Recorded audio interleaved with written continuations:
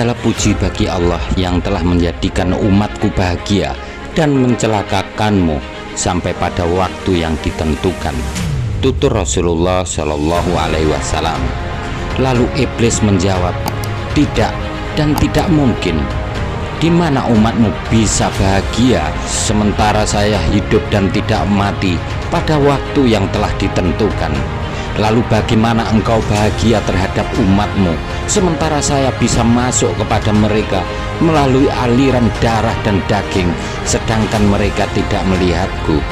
Demi Tuhan yang telah menciptakanku dan telah menunda kematianku pada hari mereka dibangkitkan kembali, sungguh saya akan menyesatkan mereka seluruhnya, baik yang bodoh maupun yang alim, yang awam maupun yang bisa membaca Al-Quran, yang nakal maupun yang rajin beribadah, kecuali hamba-hamba Allah yang mukhlis murni. Tutur iblis, siapa menurut engkau hamba-hamba Allah subhanahu wa ta'ala yang mukhlis dan murni? Tanya Rasulullah Shallallahu Alaihi Wasallam. Iblis menjawab dengan panjang lebar, apakah engkau tidak tahu wahai Muhammad bahwa orang yang masih suka dinar dan dirham, orang yang masih suka harta adalah belum bisa murni karena Allah subhanahu wa ta'ala. Apabila saya melihat seorang yang sudah tidak menyukai dinar dan dirham serta tidak suka dipuji, maka saya tahu bahwa ia adalah orang yang mukhlis karena Allah subhanahu wa ta'ala. Lalu saya tinggalkan. Sesungguhnya seorang hamba yang masih suka harta dan pujian sedangkan hatinya tergantung pada kesenangan-kesenangan duniawi, maka ia akan lebih taat kepadaku daripada orang-orang yang telah saya jelaskan kepadamu. Apakah engkau tidak tahu wahai Muhammad bahwa cinta harta itu termasuk dosa paling besar? Apakah engkau tidak tahu bahwa saya memiliki 70.000 anak, sedangkan setiap anak dari jumlah tersebut memiliki 70.000 setan?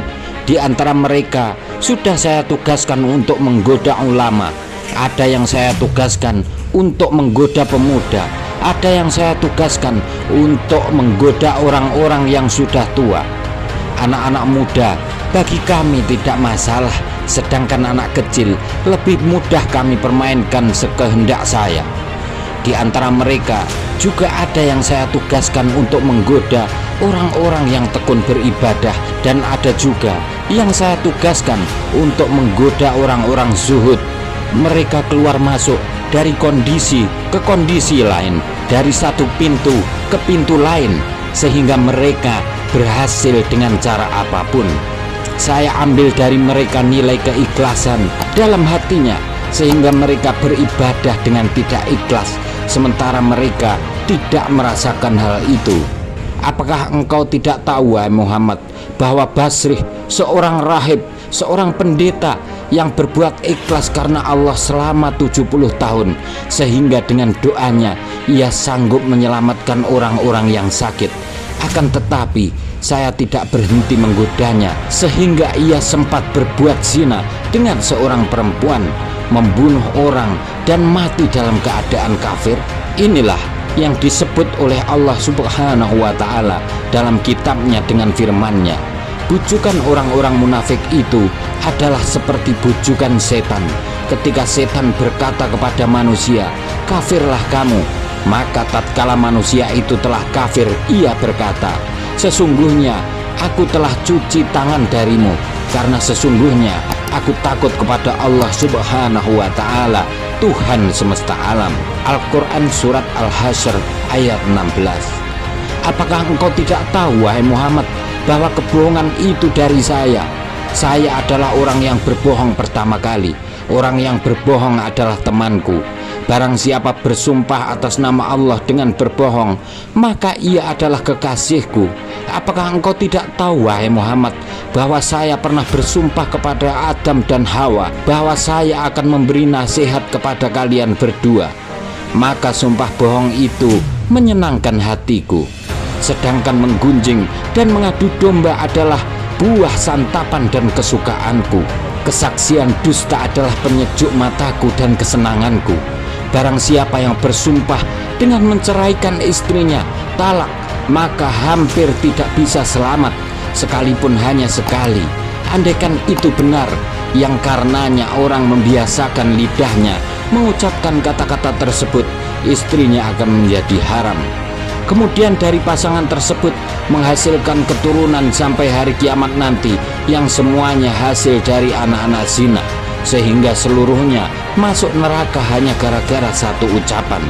Wahai Muhammad, sesungguhnya di antara umatmu ada orang yang menunda-nunda sholatnya dari waktu ke waktu.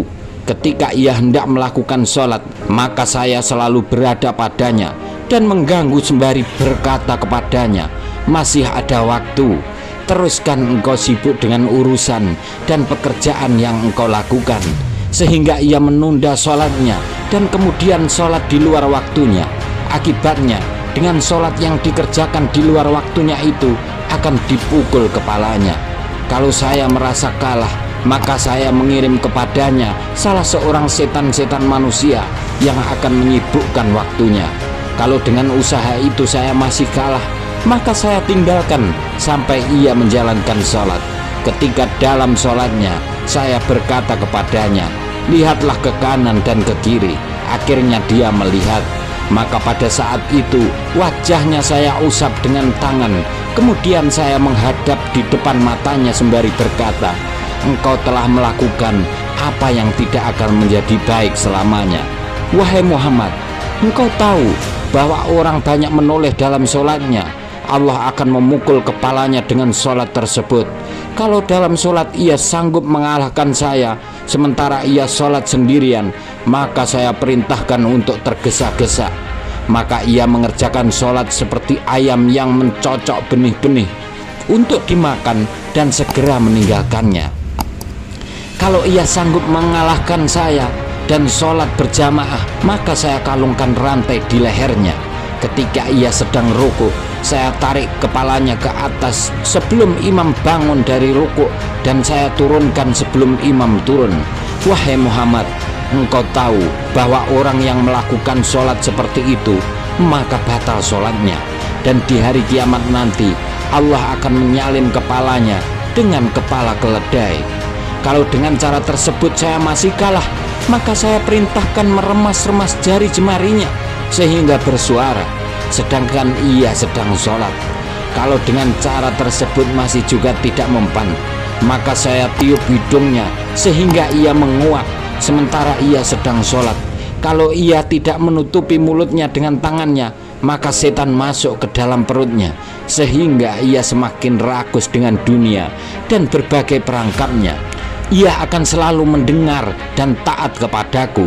Bagaimana umatmu bisa bahagia, wahai Muhammad, sementara saya memerintahkan orang-orang miskin untuk meninggalkan sholat, dan saya berkata kepadanya, sholat bukanlah kewajiban kalian, sholat hanya kewajiban orang-orang yang diberi nikmat oleh Allah. Saya pun berkata kepada orang sakit, tinggalkan sholat. Sholat hanyalah kewajiban orang-orang yang diberi nikmat kesehatan, sebab Allah sudah berfirman, dan tidak apa-apa bagi seorang yang sedang sakit. Al-Quran Surat An-Nur ayat 61.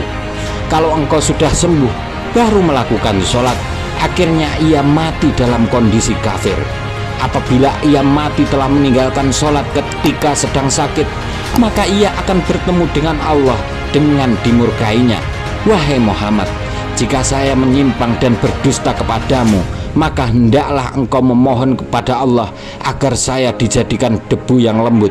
Wahai Muhammad, apakah engkau masih juga merasa gembira terhadap umatmu, sementara saya bisa memurtadkan 1/6 dari umatmu untuk keluar dari Islam? Kemudian Rasulullah meneruskan pertanyaannya, wahai makhluk terkutuk, siapa teman dudukmu?